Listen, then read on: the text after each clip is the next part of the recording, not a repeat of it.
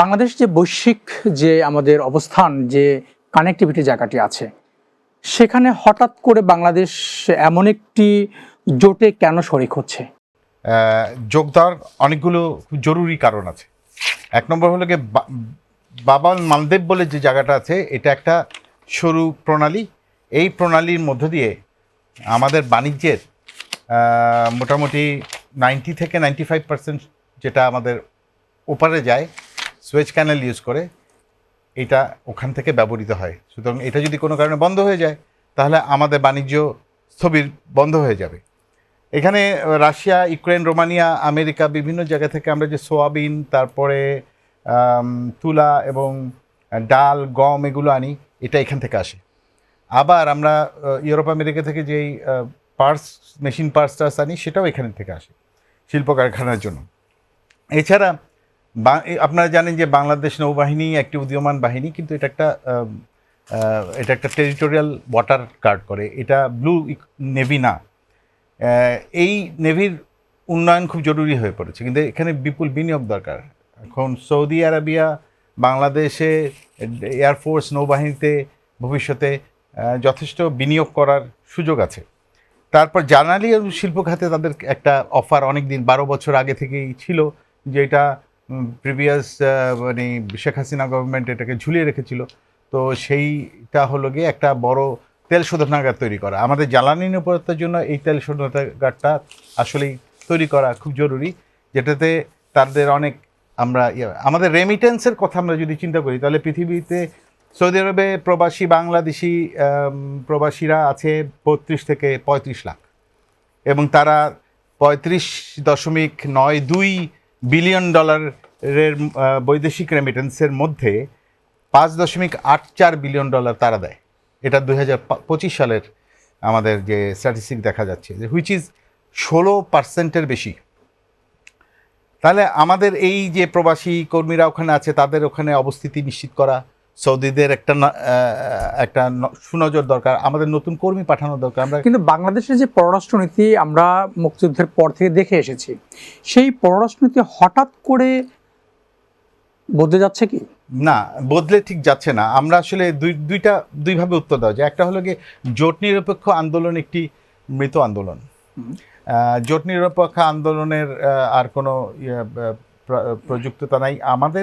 আমাদের জন্য এখন হলো গিয়ে যে মাননীয় প্রধানমন্ত্রী যেটা বলেছেন যে সবার আগে বাংলাদেশ, তো বাংলাদেশের স্বার্থ রক্ষার জন্য আমাদেরকে ব্যালেন্স করে চলতে হবে। এখন এই ব্যালেন্স বলতে কোন ধরনের ব্যালেন্স? এটা স্ট্র্যাটেজিক ব্যালেন্স, কৌশলগত ব্যালেন্স। আজকে এই বিষয়টাই দেখেন, বাবাল মালদ্বীপে আমাদের যদি নেভি যায়, তা মানে এই না যে আমরা ইরানের বিরুদ্ধে যুদ্ধ ঘোষণা করেছি। না, ইরানের বিরুদ্ধে যুদ্ধ ঘোষণা করছি না, কিন্তু এখানে হরমুজ প্রণালীর যে প্রসঙ্গটা কিংবা বাউল মালদ্বীপ নিয়ে যে ধরনের আলোচনাটা আছে, সেখানে কিন্তু বাংলাদেশের সম্পর্কে কিন্তু ইরান কিংবা যখন আমরা যুক্তরাষ্ট্রের যুদ্ধ পরিস্থিতির কারণে যে ধরনের বৈশ্বিক মন্দা তৈরি হচ্ছে, সেখানে বাংলাদেশ প্রসঙ্গে তারা কিন্তু কোথাও নেতিবাচক অবস্থানে যায়নি। কিন্তু আমরা এটা জানি যে ইরান কিন্তু ঘোষণা দিয়েছিল যে যারা তাদের মিত্র তাদের ব্যাপারে কোনো আপত্তি নেই, কিন্তু যদি কেউ আমেরিকার মিত্র হয় কিংবা ইসরায়েলের মিত্র হয়, তাদের ক্ষেত্রে তাদের বার থাকবে। তো সেটা যদি চালু তারা করে, এই বিষয়টা হচ্ছে যে এখানে যে জোট হচ্ছে তারা তো মূলত হুতিদের বিরুদ্ধে একটা অবস্থান নিচ্ছে, এটা তো সত্যি কথা। বেসিক্যালি ভাই যদি আমাকে বলতে বলেন, এখানে আছে 14টা দেশ। এই 14টা দেশের মধ্যে সাবস্টেন্সিয়াল নৌবাহিনী আছে তুরস্ক, পাকিস্তান, এদের। আর যে কমোরোস বা বাংলাদেশের মতো ছোট নেভি, কমোরোস তো আরও ছোট, maybe they have 2-3 patrol boats. তাহলে তারা কিভাবে করে এখানে গেল? এটা হলো গিয়ে এখানে অনেক কাজ আছে। কেউ জাহাজ দেবে, কেউ মাসল দেবে, কেউ হেডকোয়ার্টারম্যান করবে, তারপরে ইন্টেলিজেন্স শেয়ারিং হবে। এই জিনিসগুলো একটা বিশাল কর্মযজ্ঞ। এটা কর্মযজ্ঞের মধ্যে এক্সপার্টাইজ অনুযায়ী ডিফারেন্ট দেশ তার সাধ্য অনুযায়ী দিবে। তো বাংলাদেশের অবশ্যই এত বিশাল নৌবাহিনী বা ক্যাপিটাল সারফেসশিপ আমার এমন নাই যে আমি ওখানে গিয়ে রীতিমতো যুদ্ধ বাঁধিয়ে দেবো। আমি আসলে একটা ডিফেন্সিভ পোশ্চারে আমার বাণিজ্যিক জাহাজকে পার করে নিয়ে যেতে চাই।